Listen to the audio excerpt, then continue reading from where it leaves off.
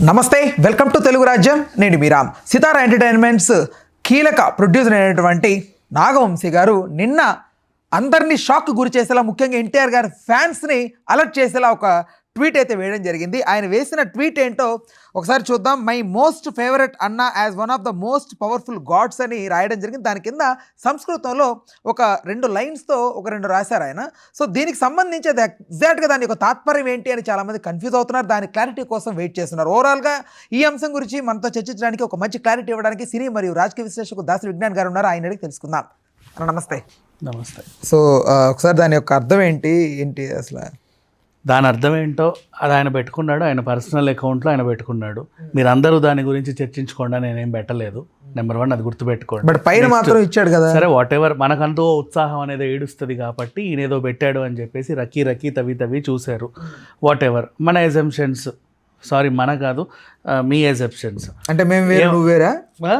నేను ఎప్పుడు దాని గురించి అంతగా పట్టించుకోలేదు కాబట్టి ఫ్యాన్స్ అన్నా పట్టించుకుంటాం, అందుకే నేను మీరు అన్నా. What ever.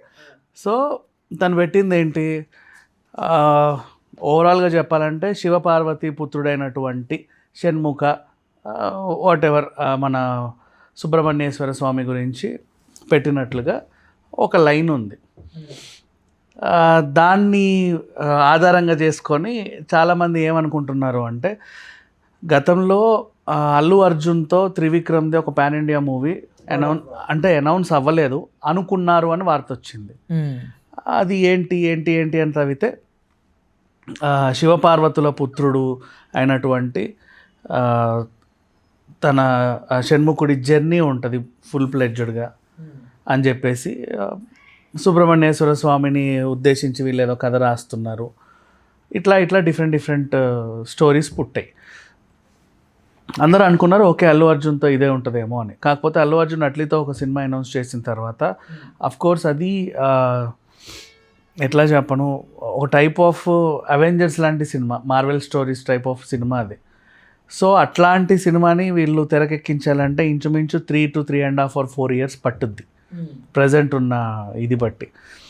సో ఇన్నేళ్ళు అల్లు అర్జున్ కోసం వెయిట్ చేయలేని త్రివిక్రమ్ ఆ ప్రాజెక్ట్ని పట్టాలెక్కించాలి. సో ఎన్టీఆర్ చేత అనుకున్నాడేమో అని కొంతమందికి అనిపించింది, ఎందుకంటే తను మెన్షన్ చేసినటువంటి లైన్స్ని బట్టి. అలా చూస్తే గతంలో ఫర్ ఎగ్జాంపుల్ ఇప్పుడు త్రివిక్రమ్ సినిమాలు చూసుకుంటే, త్రివిక్రమ్ అనే కాదు వీళ్ళందరి సినిమాలు చూసుకున్నా సరే, నా పేరు సూర్య, నా ఇల్లు ఇండియా కూడా ఎన్టీఆర్కి వెళ్ళాల్సిన project. Vakkantham Vamsi first project ఎన్టీఆర్తో చేద్దాం అనుకున్నారు, అది ఇటు వెళ్ళింది. నెక్స్ట్ అదుర్స్లో ఉన్న చారీ పాత్రనే తీసుకెళ్ళి ఫుల్ ప్లెడ్జ్డ్ సినిమా చేద్దాం అనుకున్నారు, అది కాస్త దువ్వాడ జగన్నాథమై మళ్ళీ అల్లు అర్జున్కి వెళ్ళింది. నెక్స్ట్ అట్లాగే ఇంకొన్ని అంశాల్లో ఎన్టీఆర్తో చేద్దాం అనుకున్న ప్రాజెక్ట్స్ అల్లు అర్జున్ చేతికి వెళ్ళాయి, ఇంక్లూడింగ్ సన్ ఆఫ్ సత్యమూర్తి కూడా. ఇప్పుడు అల్లు అర్జున్తో చేద్దాం అనుకున్న ప్రాజెక్ట్ ఎన్టీఆర్ దగ్గరికి వెళ్ళింది. ఇద్దరూ పాన్ ఇండియా స్టార్లే. మన తెలుగులో ఉన్నటువంటి అరుదైన నటుల్లో టాప్ 2లో ఉండే 2 నటులు వీళ్ళు, జూనియర్ ఎన్టీఆర్, అల్లు అర్జున్.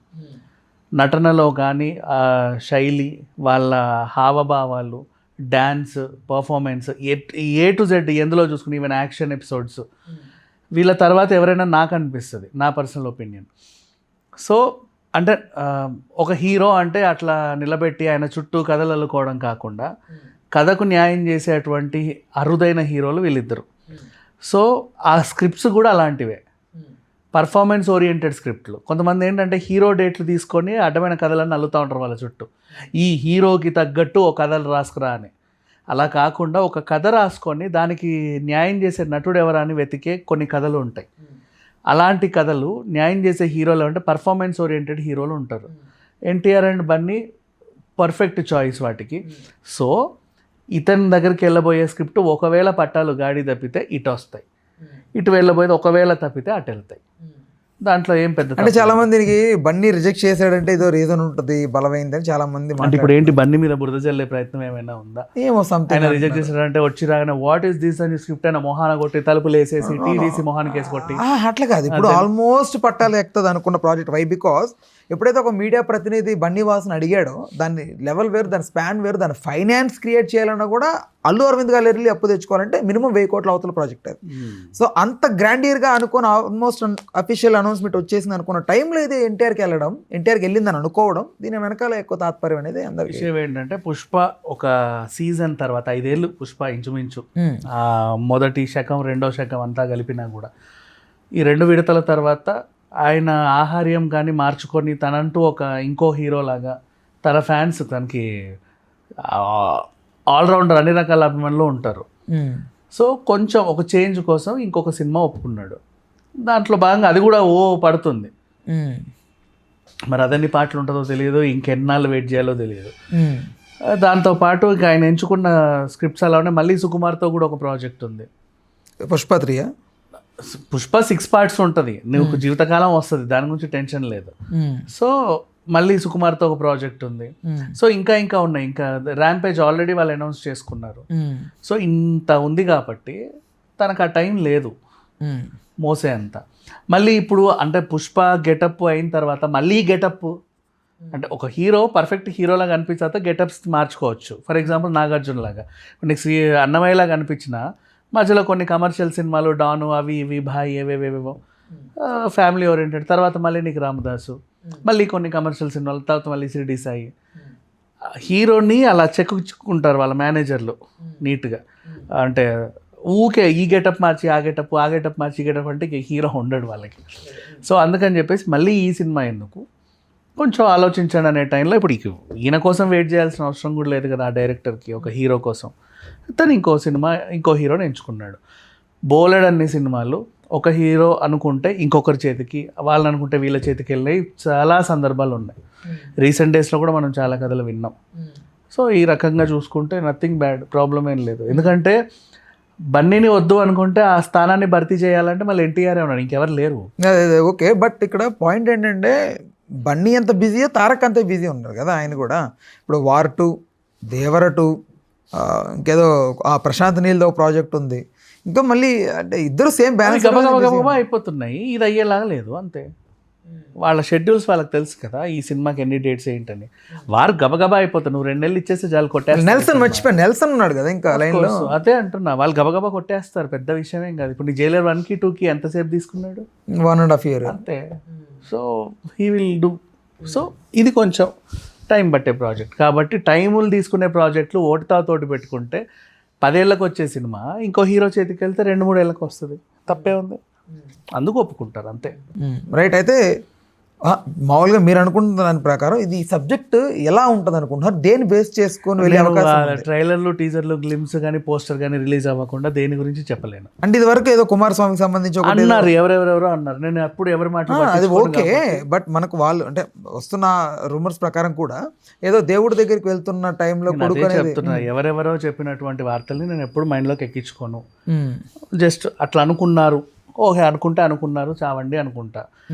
అఫీషియల్గా యూనిట్ మెంబర్స్ ఏదైనా చిన్నది రిలీజ్ చేసిన సరే దాని గురించి నేను మాట్లాడుకుంటా. బట్ గాడ్ ఆఫ్ వార్ అనే జస్టిఫికేషన్ ఇవ్వండి. నాగవంశీ అయితే ఫిక్స్ చేశాడు గాడ్ ఆఫ్ వార్ అనేది సబ్జెక్ట్. గాడ్ ఆఫ్ వార్ అంటే ఏదేమిండే అవకాశం ఉంది. ఇప్పుడు ఆయన కూడా జూనియర్ ఎన్టీఆర్నే తీసుకుంటున్నాం అని కూడా చెప్పలేదు కదా అందరూ. సరే ఓకే, నేను అంటుంది హీరోస్ పక్కన పెడతాం. జస్ట్ గాడ్ ఆఫ్ వార్ అన్న దానికి రిలేటెడ్గా ఏంటి ఆయన ఏమనుకున్నాడు తెలియదు. కుమారస్వామికి సంబంధించింది అనేది నాకు దానికి కూడా నాకు క్లారిటీ లేదు, I don't know. But okay, బండికి అనుకుంటే ఇప్పుడు వాళ్ళు 1000 crores వరకు వెళ్దాం అనుకున్నారు, ఎందుకంటే బండికి మార్కెట్ ఉంది కాబట్టి పుష్ప 2 వల్ల. బట్ జూనియర్ ఎన్టీఆర్కి 500 crores అనేది మార్కెట్. జూనియర్ 500 crores మార్కెట్ ఉందని 5,000 కోట్లు అయినా సరే అలా కొల్లగొడతాడు. ఇంటర్నేషనల్ మార్కెట్ ఎన్టీఆర్, అంత ఆషమాషి ఏం కాదు. మరి ప్రాక్టికల్ గా మాట్లాడుకుంటే ప్రాక్టికల్ గా మాట్లాడుకు వచ్చిన ఆ సినిమా అంత వసూలు చేసింది, ఈ సినిమా ఇంత వసూలు చేసింది, కానీ అతనికి స్టార్డమ్ లేదని కాదు. ఆల్రెడీ RRR ఎక్కడికో వెళ్ళాడా?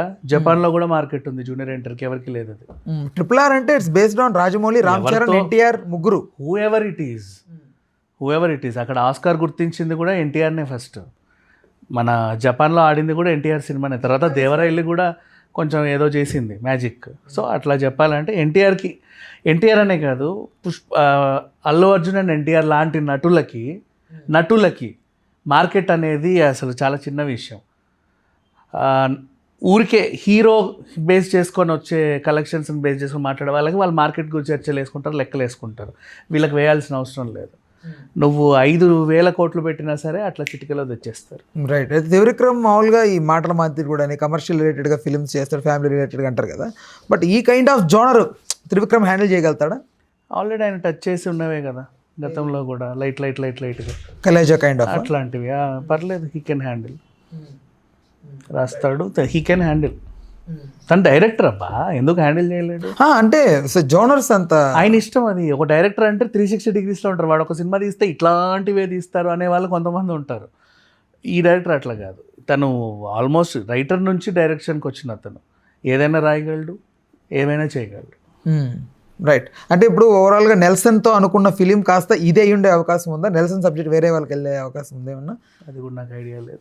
మామూలుగా నాగవంశీ ఒకసారి మాట్లాడాడు. నాకు నిజంగా తెలియదు. నేను నెల్సన్ అడగలేదు, నాకు చెప్పలేదు. అట్లా అడతాలే మరి అది ఏమన్నావు, అవకాశం ఉందా అని. దీని గురించి నాకు అంత ఆలోచన లేదబ్బా. ఏ అంశమైనా సరే నాకు అఫీషియల్ అనౌన్స్మెంట్లు వస్తే తప్ప నేను మాట్లాడలేను. రైట్. ఓకే, దీనికి సంబంధించి మరొక అప్డేట్ వస్తే మరొక వీడియో చేద్దామన్న. Thanks for the time, thanks for information. Thank you. Hello, Telugu Rajyam channel చూస్తున్నారా? సామాజిక రాజకీయ జీవన చిత్రణే తెలుగు రాజ్యం. అతిశయోక్తులు అసత్యాలు ఉండవు. రాజకీయ కోణం కాదు, ప్రజా కోణమే కొలబద్ద. తెలుగు రాజ్యం వీక్షణ మీ ఉత్తమ అభిరుచికి నిదర్శనం.